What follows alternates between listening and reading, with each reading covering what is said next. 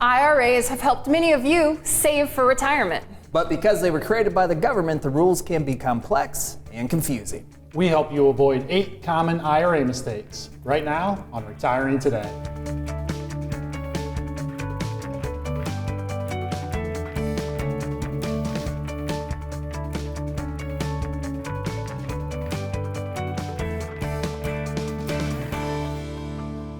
Welcome to Retiring Today. I'm here with Loren Merkle and Sean Honkamp. They are both certified financial fiduciaries. They're both certified financial planners, and Sean is a CPA. You guys get the privilege. You sit down with people every day, families, individuals. You help them retire. A lot of times, Loren, when they sit down with you, they have an IRA or have been exposed to one. Yeah, which makes the IRA a big part of that retirement conversation because either they have one, they've been exposed to one, they've thought of one, or at least they've heard about this investment vehicle through different sources. And the IRA can be a really beneficial retirement investment tool if you use it the right way, and you can stay away from the traps. Unfortunately, because of all the legislation and regulation around the IRA, there are a lot of traps that you can fall into. Well, Sean, you spent some of your career as a CPA. You admitted that you didn't read the whole federal tax code, but let's just say you had. It's 2,600 pages with more than 1 million words. A lot of those do pertain to retirement accounts like IRAs. That's what makes it complicated. A lot of rules and regulations are around the IRA. What do you have to follow? What do you want to make sure to avoid? It's a big part. We need to understand what those require, what do we want to make sure to avoid. That's why there's, again, as we're trying to help our families plan, we need to understand the IRA. We need to understand the changing rules. They don't always stay the same, so I'm sure that 2,600 pages will grow as we all continue our journeys towards retirement and beyond. So we need to understand the IRA and make sure we're making smart decisions as we try to manage that account. Yeah, and we're promising people 8 mistakes to avoid, guys, because mistakes in life and in investments have consequences. They have big consequences, especially when we're talking about potentially your life savings. If you make this decision, you could have a 50% penalty. If you make this decision, you could have a 6% penalty every single year you don't correct that decision. There's a lot of penalties that can come with the mistakes with IRAs. And we promised everybody 8 IRA mistakes to avoid. We'll get to that in just a moment. But first, let's set the scene, Sean, with a little bit of IRA 101. Yeah, let's cover some of the IRA basics. One of the most common questions we get around the IRA, people want to know how much they can contribute to the IRA. So based on your age, you can contribute either $6,000 or $7,000 every single year into your IRA. If you're under age 50, the $6,000 limit applies to you. If you're age 50 plus, that's when you can contribute up to the $7,000 each year. The taxability of the IRA is an advantageous part of the IRA that we want to make sure you understand. As you make these contributions every year, you can take that as a tax deduction on your tax return. It allows you to decrease your taxable income for that year and save on your tax bill for that year. Since you take it as a tax deduction, those contributions are really looked at as pre-tax contributions, which allows them to grow tax deferred. You owe no taxes on that IRA as those investments grow year after year. RMDs is an aspect of IRAs that we want to be aware of. Starting in the year in which you turn age 72, the IRS requires you to take a certain amount of your IRA out every year for the remainder of your life. At age 59 and a half, that's the youngest retirement age within the eyes of the IRS. At age 59 and a half, you are able to take all the distributions out that you want to from your IRA with no penalty.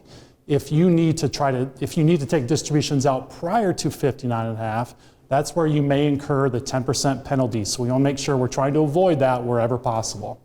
You must have earned income in order to be able to contribute that $6,000 or $7,000 each and every year. The income limits also apply to the IRA. So if you want to be able to take the tax deduction on those contributions, you need to understand the income limits that are in play, whether you're married filing jointly, married filing separate, or single. So these are some of the pieces of the basic IRA components that we want to make sure that everybody's aware of. Sean, based on those 6 bullet points, the IRA doesn't seem so basic anymore. No, that's why there's all those pages. They got to fill these 2,600 pages up somehow, talking about all the different scenarios and the different conditions that apply to the IRA. Yeah. And we were just talking about if you're investing in an IRA, but a lot of times if you're a pre-retiree or retiree, the conversation switches to, should I roll maybe my 401k into an IRA? And you have to look at the advantages of course, and the disadvantages of that. Yeah, that question comes up, and even if you're working with your employer, once you're post 59 and a half, a lot of employer plans do offer you the ability to roll your money from the employer plan to the IRA. So that question is always top of mind for the families that we're working with, and there's advantages to rolling your money over to the IRA from the 401k plan. But as anything, there are also disadvantages. So let's just run through some of the good and some of the bad. First, some of the advantages of rolling the money to the IRA is you have more control. Now, what do we mean by that? When your money is underneath the 401k plan, the employer owns the plan. They control the plan. They can change the custodian anytime they want to. They limit the investment options to maybe 20, maybe 10, or there might be 50 different options. That is controlled by the employer. They can also change any of those options anytime they want to. So you do have less control. You have more investment options underneath the IRA. Underneath the IRA, you literally have thousands of different investment options that you can select from. Now stay tuned, because that's also going to be a disadvantage. I'll talk about that as well. But for many of you, more options is better. So more options for the IRA can be seen as an advantage. And then consolidation of accounts. When you approach retirement, many people are looking for simplicity. Many people are trying to be more simple with everything that you're trying to accomplish. One of the ways that you can do that with an IRA is you can consolidate the 4 or 5 different IRAs or 401k plans that you've accumulated over the years. One statement from one company is a little bit easier than maybe 4, 5, 6 different statements all coming in the mail at different times. Some of the disadvantages of rolling to an IRA, underneath the employer plan, many of you have a loan option, which means you can take a loan out. You can pay that loan back just from your paycheck automatically. It's very simple. From an IRA, there is not a loan option. Every 12 months, you can make a distribution, and as long as you put that distribution back into the IRA within 60 days, you're not taxed on it, but it's not considered a loan. Also, from a 401k plan, as long as you're still working with the employer and you do not own more than 5% of that company, then you do not have to take a required minimum distribution, even if you're 72 or older. So you could be 80 years old working for your employer and not have to take a required minimum distribution from that 401k plan.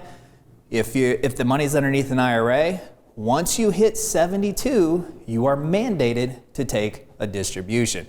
And then more investment options. So some of you, more is better. Some of you, more is not better, because it leads to more confusion. With the IRA, how do you discern of the thousands of options that you can invest in? How do you determine which one of those options is, or a handful of those options is going to be the best? So having more options underneath the IRA for some could be deemed a disadvantage. And you might be wondering, what should I do with my IRA or my 401k? Here's a great opportunity to speak directly with a retirement planner. It's a 15-minute complimentary retirement checkup call. You can schedule yours by going to merkleretire.com.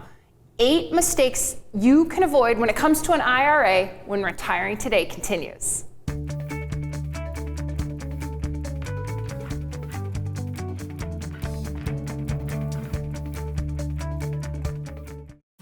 Biking, boating, relaxation? What's your retirement vision? Learn how to take the money you've worked so hard to save and turn it into the retirement of your dreams during our Journey to Retirement workshop. Like getting ready for a trip, getting to and through retirement takes a roadmap. This workshop is the first step to planning your 20 or 30-year vacation. Go to retirewithmerkle.com to register for our Journey to Retirement workshop this week. Anytime I have even the smallest question about my accounts or what effect the latest tax law might have on my situation, the Merkle Retirement Planning Team is always there and quick to help. I'm so glad they treat you like family. I'm so happy to have such an excellent team working for my future and ensuring I do the best to achieve my financial goals. Merkle Retirement Planning. Your retirement starts here.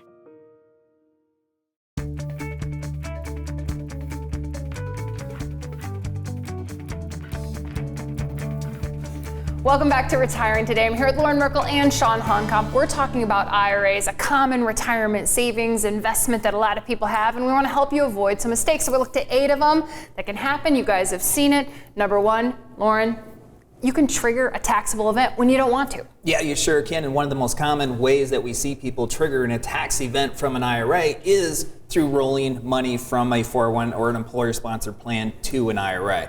There's something called a indirect rollover, which means basically when you call the custodian, you say, send me the check, or send you the check made out to you in your name, then you have 60 days to roll that over into an IRA, to get that into an IRA, and then you don't have to pay taxes, but only if you make up the 20% mandatory federal withholding that the custodian had to send to the IRS, plus the 5% state withholding if you're in the state of Iowa. That's confusing. That's confusing. The better way to roll your money over is what we call a direct transfer. So instead of having the check made payable to you, you have it made payable to the custodian the money's going to, and then they don't have to withhold the 20% federal, 5% state. It just goes to the custodian, and then you avoid that 60-day window. You avoid all that mess that happens or could happen with the indirect rollover. Yeah, because the last thing you want to do is have, if you don't get this all done in the right amount of time, then that counts as income taxes for the year, right? Then it counts as income taxes, and if you're under age 59 and a half, you have a 10% penalty on top of that. So that's something that we want to avoid. And again, that 12-month rule is a big rule because that just changed a couple years ago. So there's not a lot of familiarity with that rule. So sometimes what we see is we'll see people roll over a small piece of their 401k plan through an indirect rollover. That one qualifies, that one works. But then within the next 12 months, they'll roll over the rest of it, and that one's disqualified. And then that one becomes subject to tax and a 10% penalty if you're under the age of 59 and a half. Okay, mistake number 2, Sean, you talked about IRAs, how they are subject to that required minimum distribution, RMDs. If you don't do this right, there are some real penalties here. If you don't follow the RMD requirements, it can be a significant penalty, one of the steepest ones out there, up to 50% of your required distribution amount. So RMDs right now apply to everybody once the year in which they turn age 72. The IRS wants you to look at all of your pre-tax dollars that you have out there and is requiring and forcing you to take out a certain amount of that. And if you don't follow those rules, again, who wants to lose 50% of that required distribution? So we want to be looking at that. The rules for the IRA, they can look different than what the rules are on the 401ks. The IRAs, you can take all of your RMD amount from a specific IRA if you so choose, even though you may have multiple ones. So again, there's just so many moving pieces. We laugh about those 2,600 pages, but we can already see why, where they're trying to fill these pages up with all these unique components of the IRA. Yeah, and just to make sure I understand. So let's say my RMD when I was 72 was supposed to be $12,000. If I didn't take that out and then I turned 73, I got to pay then the next year $12,000 plus $6,000, so I owe $18,000. Is that what you're saying when you say 50%? They're still going to force you to take the full RMD out, but then they're going to hit you with a penalty for $6,000 or up to that 50%. So you don't get to keep it, and it's going to be a charge or a penalty that flows through your tax return. And then yes, next year it starts all over again. So whatever your required minimum distribution is for the following year, you have to take that out within the allotted time. Otherwise, you could have another 50% penalty. Yeah, that could be pretty costly. IRA mistake number 3, misunderstanding the Roth RMD. There's so many different benefits, advantages to the Roth IRA. One of them is you don't have to take a required minimum distribution at 72 if it's your IRA. So that leads to confusion because if you inherit a Roth IRA, now you have to take required minimum distributions, and based on, or since January 1st of 2020, even those RMD rules changed, and it's based on whether the person you inherited the IRA from was already taking required minimum distributions. Your rules are different if they weren't taking required minimum distributions. So people are used to Roth IRAs not having a required minimum distribution associated with it, but if you inherit one, there is one. Also, if you leave your Roth 401k plan underneath the Roth 401k plan when you retire or separate service from the employer and your RMD age, you have to take a required minimum distribution from the Roth 401k plan as well. The distribution you take from your inherited Roth, the distribution you take from your Roth 401k, you're not taxed on it. So that part is consistent, but you do have to take a distribution. Yeah, and taxes leads us into IRA mistake number 4. Sometimes people forget about the QCD option. The QCD option is a huge option. It's one of the benefits of turning 70 and a half. And that by itself is confusing because we just talked about required minimum distribution age now for most people being age 72, but at 70 and a half, you are eligible to do what we call a qualified charitable distribution. And a lot of people will forget about this. We have a very charitably inclined country. There's a lot of people contributing to your church or other qualified charities, but prior to 70 and a half, most people are doing that from their checking or savings account. At 70 and a half, now you have the option to do it from your IRA account. So you can take, let's say, going back to your example, your required minimum distribution is $12,000. You can donate whatever you want to your charity. Let's say it's $2,000. That will go to help suffice the $12,000 mandate, and you do not have to pay any taxes on that $2,000 that you sent to the charity. If you didn't do that, then you're paying taxes. And we do have a quick example. Let's walk you through what this really looks like. So in this particular example, you're retired, 24% tax bracket, your charitable distribution is $5,000. So prior to turning age 70 and a half, every single year you were contributing $5,000, let's say, to your church. But at 70 and a half, if you don't switch over to a qualified charitable distribution, you're mandated to take a distribution out, either for you it's at 70 and a half or for most people 72, then you're going to pay $1,200 on that $5,000 distribution. So that's $1,200. All you had to do was switch your contribution, your charitable contribution, to a qualified charitable distribution, and that's $1,200 that you would have saved on federal tax. So that's one of the benefits that a lot of people have. Once they turn 70 and a half, they don't necessarily have to be RMD age, just switch from the IRA, from your checking and savings account, and it can save you a bundle in taxes, but still suffice the RMD.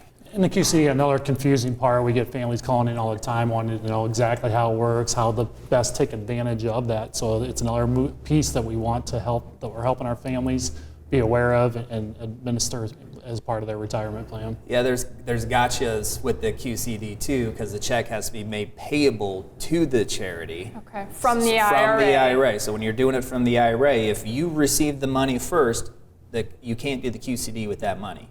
The check has to be made payable to the charity. You can receive the check and take it to the charity, or you can have the check mailed directly to the charity. You cannot take receipt, constructive receipt of those dollars. So what do? You call your IRA custodian, tell them you want to make a QCD, and then they're familiar with this process and know how to do that then? Yeah, your IRA custodian will have special paperwork. It's their paperwork. You will have to complete that. They'll ask you these types of questions, and then they'll make sure that it's facilitated the right way. Okay, we've got some more mistakes. That was just the first 4 more IRA mistakes that we want to help you avoid when retiring today continues. The Merkle Retirement Planning Team provides personable and professional expertise unrivaled in this area. They include us in every step of the planning process. The peace of mind provided to us by the Merkle team allows us to fully enjoy this special time of our lives. Instead of feeling snakebit, we feel confident that with the Merkle Retirement Planning Team at our sides, we can navigate any challenge that comes our way. Merkle Retirement Planning. Your retirement starts here. Has the recent market volatility put your retirement plan to the test? See if your retirement is still on track by scheduling a retirement checkup with Loren Merkle. During this 15-minute phone call, we'll discuss if your retirement plan could be disrupted by long-term market volatility. We'll also analyze your current tax plan and provide strategies on how to take advantage of the market. Go to merkleplan.com and click Book Now to schedule your retirement checkup today.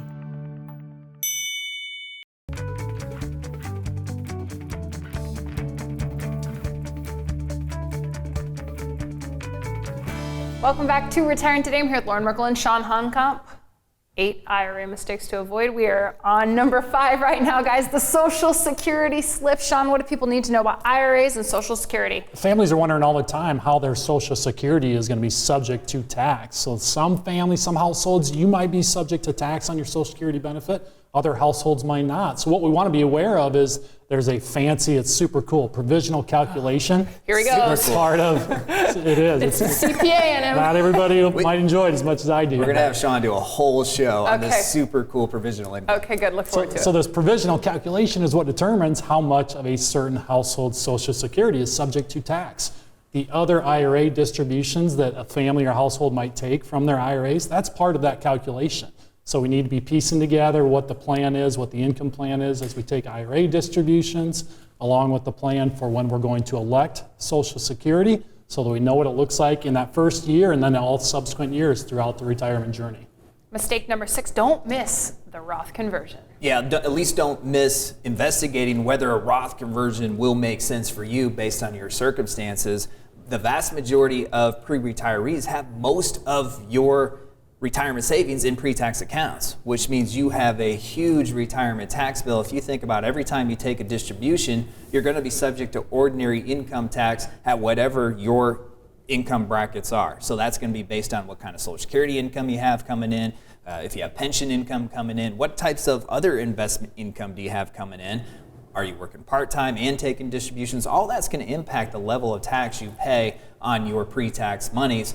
Part of your strategy, part of your tax plan is to look at, do Roth conversions make sense? It's where you take money from your pre-tax IRA, you shift it over to your Roth. Once it's in the Roth, you never pay taxes on the growth again, and you're not subject to required minimum distributions once you turn age 72. But in order to get the money from the pre-tax to the Roth, you have to pay taxes on it. So there's a lot of analysis that goes into how much do you convert, if you convert any, and what you do from what you convert this year might be substantially different than what you decide to convert next year and the following year. So there needs to be an independent analysis done every single year with Roth conversions. Yeah, and at what age, guys, do you start looking at Roth conversions? Obviously, it's probably well before the year they're going to retire. It can really be any time. What we hear a lot is people feel like they're too late. It's too late for their plan to do Roth conversions. And the answer there is it's never too late. Any year that we can be more efficient with taxes and implement some of these planning strategies to help individuals and families, if we can help you in that year, we're going to take advantage of it. But if we can show you how that helps your tax liability throughout your retirement journey, those are opportunities that we want to be aware of and take advantage of. Okay, IRA mistake number 7 is maybe taking too much investment risk. Is this inside the IRA, or how can we help people with this one? Yeah, inside the IRA and outside the IRA, really with your whole portfolio, we need to make sure we're taking the adequate amount of risk. One is you want to make sure that you're taking enough risk to accomplish what you're trying to accomplish from a retirement vision standpoint, which means you need to beat taxes, you need to beat inflation, which is a challenge for a lot of people right now, and then you want to grow it on top of that a little bit as well. So there's a minimum amount of risk you want to take within your IRA or your overall investment portfolio. And then you also need to make sure you're not taking too much risk, that when this market goes through really bad times, because we all know the market goes up and it's going to come back down, that it's going to blow up what you're trying to do from a retirement standpoint as well. So you need to make sure, and the number one mistake we see when it comes to investment risk is people usually don't know how much risk they're taking, which means when we do go through the bad times, there's oftentimes surprise as far as how much your account goes down because the amount of risk was unknown. So we do an evaluation of investment portfolios to make sure that our families understand, here's how much risk you are taking. So when we go through the bad times, the expectations are aligned, and it's going to work with what it is you're trying to accomplish retirement-wise. Mistake number 8, not coordinating the IRA with your legacy plan. Having a legacy plan, that's one of the components of our planning process. And when we first meet families in their maybe 50s, we always say within 10 years of retirement, maybe in their 50s or 60s, oftentimes the legacy plan is maybe not one of their top concerns at that time.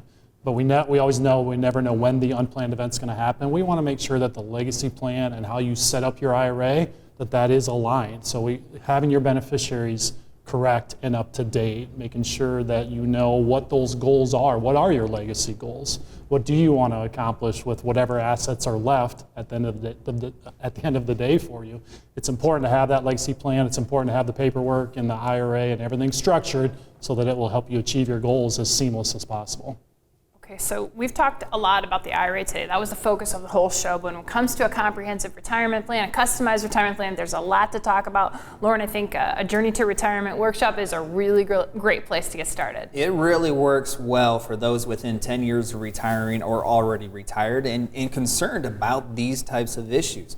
Whether it's where are you going to get your income when you do retire, specifically from Social Security, your pension, and the investable assets. How do you minimize the impact that taxation has on your spendable income, short-term and long-term? How do you pay for the expected $300,000 healthcare bill over the course of your retirement? The legacy plan is a big part of that. So through the Journey to Retirement workshop, we take you through each one of those retirement components through the eyes of a pre-retirement couple. And they both want to retire at 65. They have very specific retirement goals, which may not be your goals. You probably have your own goals. But through the eyes of this couple, you will be able to identify some specific strategies you can implement to help you on your way to and then through retirement. Yeah, and Sean, you've gotten to teach this course now for a long time, this workshop, teaching people. What do you think a couple of the takeaways that you get as far as feedback are? They're surprised on how much they weren't aware of. Obviously, most households haven't retired. Most people only want to retire once. They haven't faced these questions, these opportunities that are in front of them to decide what their life's going to look like. So they're caught off guard on how much there is and how much overlap there is with all these decisions they make. But also at the same time, they can see that the plan's going to help them provide that confidence and the clarity as they approach this stage of life that they've never been through before. There's information on your screen right now about how to sign up for the Journey to Retirement workshop. This is a complimentary workshop, and there's really a lot to learn during this complimentary workshop. Also, we talked about that 15-minute checkup call. Maybe you've watched this IRA episode and you've got real specific questions. You've got an IRA and you would like some advice, or we'd like to talk about maybe your vision with that IRA. You can schedule that retirement checkup call using the website on your screen right now. We'll keep talking about all of the aspects of retirement on this show. It's Retiring Today, and we thank you for watching.